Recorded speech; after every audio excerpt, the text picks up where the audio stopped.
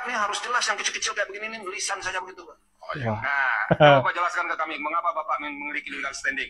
Apa yang dirugikan Bapak dengan norma ini? Bapak jelaskan saja. Berdasarkan pasal 17 huruf H angka 5 ya, Undang-Undang Nomor 14 Tahun 2008 tentang keterbukaan informasi publik yang berbunyi, catatan yang menyangkut pribadi seseorang yang berkaitan dengan kegiatan satuan pendidikan formal dan satuan pendidikan non formal. Undang-undang pasal ini ya yang membuat gaduh rakyat Indonesia sekarang ini, karena ada yang berpendapat bahwa ijazah seseorang, Pak, yang Bapak terangkan ke kami itu, kenapa Bapak dirugikan? Urusan orang lain itu Bapak tidak bisa mewakilinya, karena Bapak tidak menerima kuasa dari orang lain. Sekarang Bapak pemohon prinsipal, Bapak jelaskan mengapa Bapak dirugikan dengan norma ini. Nah, jangan ngambil orang lain, Pak. Ya, kerugian saya yang ya, saya rasakan jelas. Apa itu kerugiannya? adalah ini terjadinya gaduh di mana-mana. Oke. Ya, yang menyebabkan usaha-usaha kami itu sulit.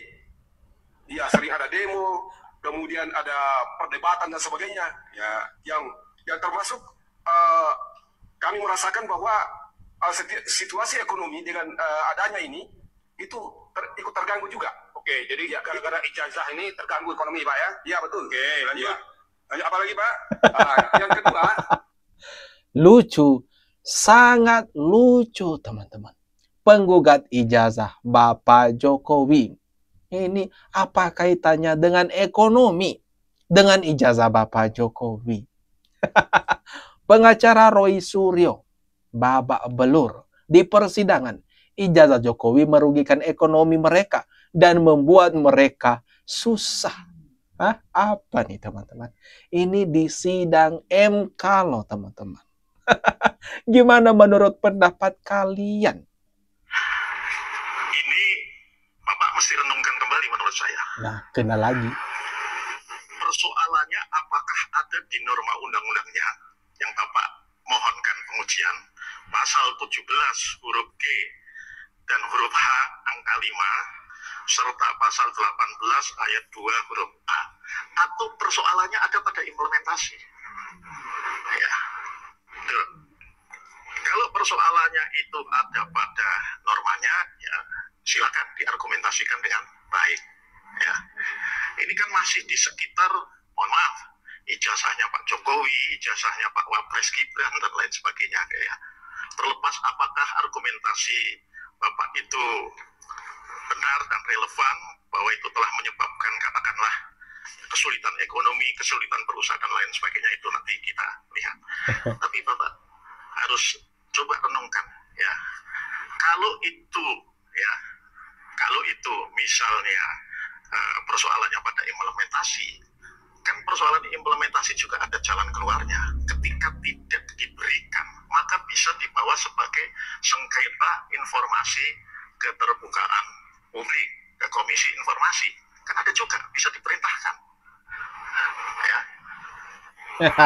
Jadi, Ini satu persatu Hakim MK menghajar habis-habisan penggugat soal ijazah Bapak Jokowi. Yang menyinggung-nyinggung ijazah Bapak Jokowi sampai di persidangan Mahkamah Konstitusi. Ya bukan salah para hakimnya yang mencecar beliau para penggugat ini, tetapi mereka yang belum sepenuhnya secara matang mempersiapkan bahan gugatan mereka.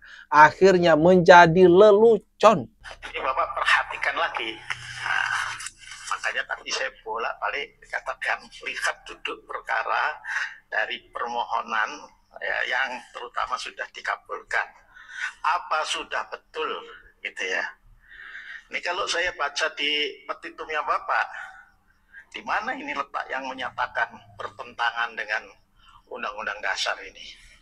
Itu. Nah, kemudian misalnya yang nomor 2 ini, Bapak menyatakan bahwa skripsi dan ijazah yang dimiliki oleh pejabat publik ASN bukan dokumen yang dikecualikan dan dikeluarkan dari pasal 17 huruf G dan huruf H angka 5. MK punya kewenangan nggak untuk katakanlah mengabulkan petitum seperti ini. Nah, kewenangannya MK sekali lagi ini ada di sini semua, Pak, di mulai dari Angkatan Dasar. Jadi MK pasti tidak akan mengabulkan sesuatu yang bukan kewenangannya.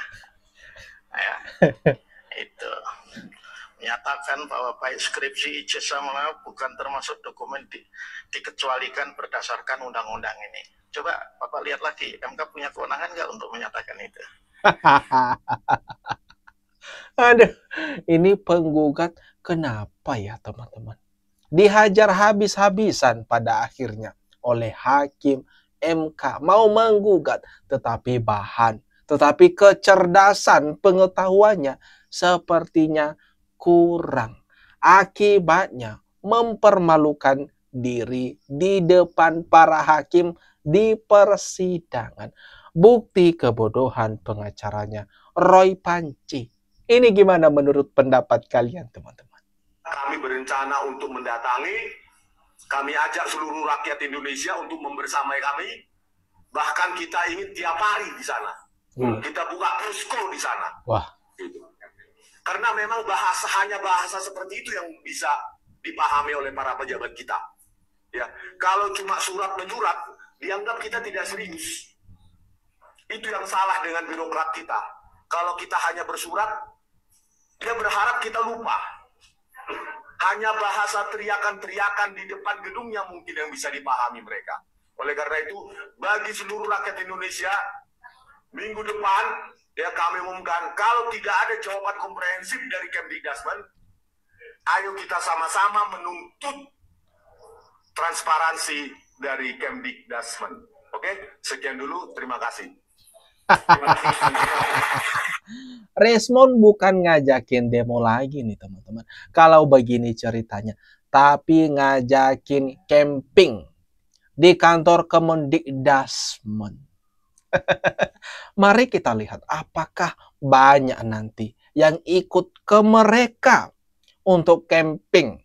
Kan mereka bilang, kan ini Resmond bilang, ini mereka mendatangi kantor Kemdikdasmen, menanyakan lagi nih, menggeruduk lagi nih rencananya.